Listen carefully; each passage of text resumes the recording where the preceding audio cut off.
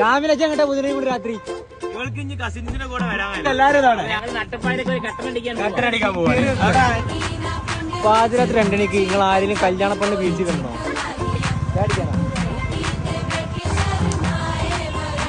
Tension ഉണ്ടോ? Tension ഉണ്ടോ?